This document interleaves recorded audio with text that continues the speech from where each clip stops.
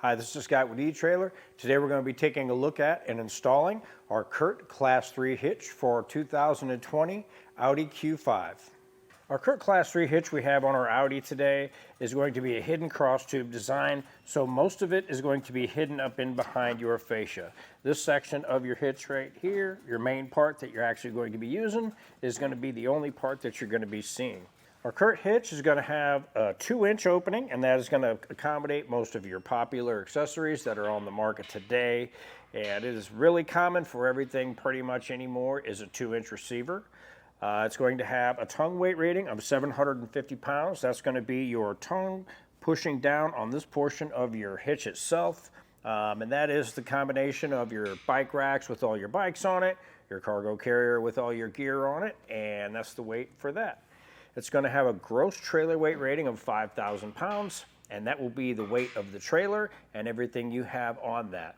So what you want to do is take the hitch's weight rating, compare it to the manual, and go with the lowest of the two.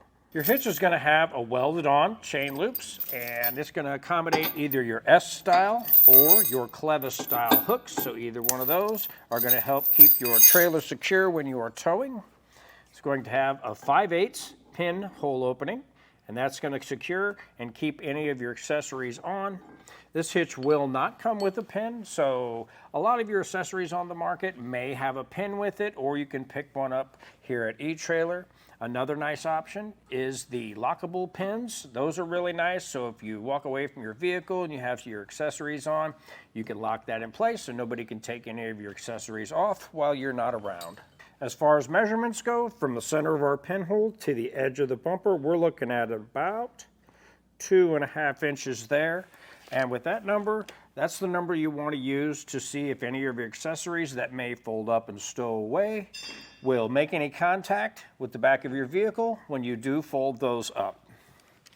As far as from the top of the tube to the ground, we are looking at right around 14.5 inches.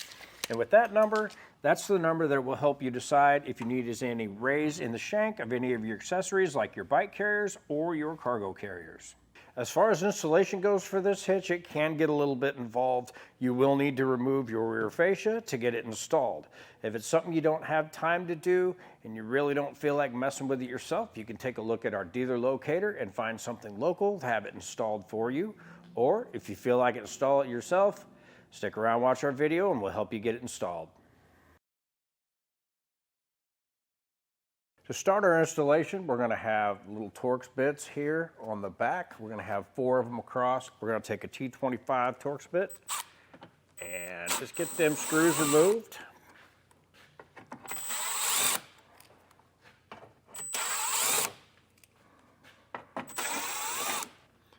On the back of our fender well here, we're going to have another T25.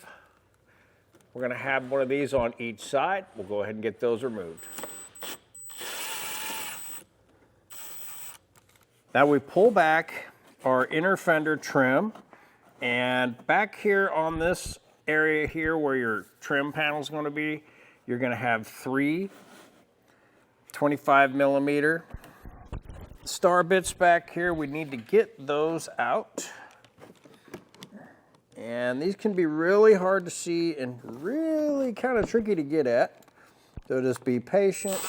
Maybe put you a little light on it.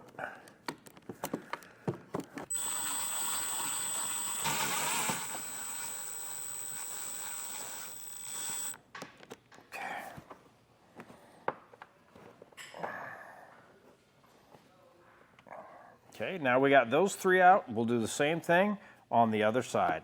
Now we're going to need to take our wheel trim off and just kind of get it pulled back up to about here, because behind here we're going to have a screw we need to get to. So I'm going to use a plastic trim tool, and if we just follow up the edge, we can see where our trim is, and just want to gently pop that back.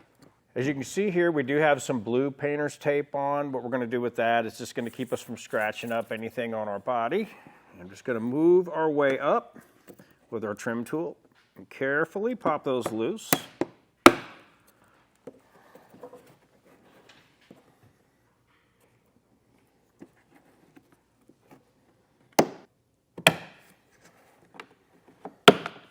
Now we have it popped back to this point. What I'm going to do is just take a piece of paper towel and stuff it behind here, and that's going to hold my trim back out of the way, so when we pull off our fascia, it's not making any contact. Now on both sides, we have a screw we need to undo, so we're going to get those done real quick.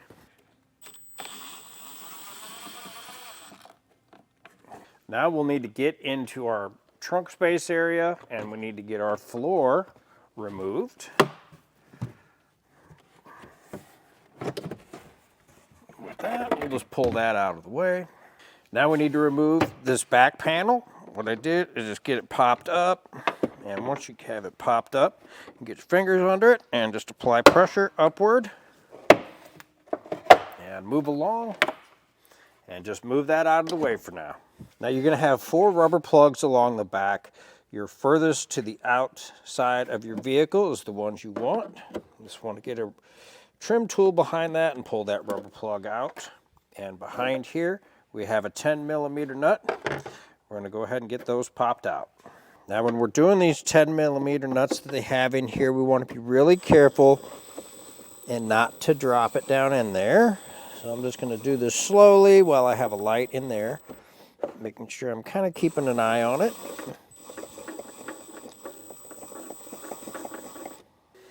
Now, you're probably going to want to have a magnet for this part just to get these out. Otherwise, if you drop it down into the bottom, you can't really get your fingers down in there to get it. So having a magnet handy really helps you out with this part right here. Now we're going to undo this side panels. We'll take them out on both sides. Just set them off to the side. Right over here, you're going to have another 10mm nut on each side down here in this pocket, similar to ones we just took out in the back. Now on both sides, we'll have this plastic part, and it is going to be a T20 star bit. We'll get both those out of the way. Now we want to get behind either side and pull back and work your way across here, kind of pulling towards the rear.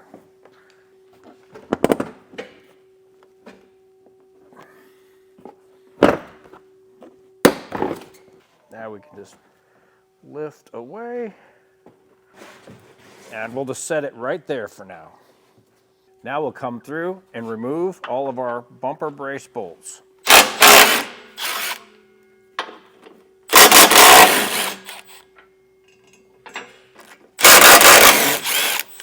Now with all of our hardware off, we can set this aside, and we will be installing this after we get our hitch in place. Now that we have our hitch in place, we're going to put our bumper beam back on top and basically just sandwich our hitch in, and we'll start putting on our new hardware. Now I'll come back through and make sure I have my hitch centered where I want it to be. Now I'll come back through and just snug down my hardware.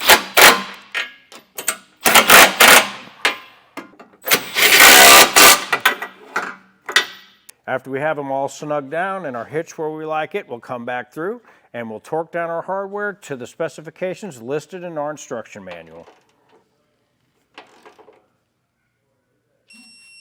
Now that we have all of our hardware torqued down and everything's in place and we like the way it looks, now we can come back through and we'll get our fascia put back on and the reverse order that we took it off. That was a look at our CURT Class 3 hitch for our 2020 Audi Q5. I'm Scott with eTrailer. Thanks for watching.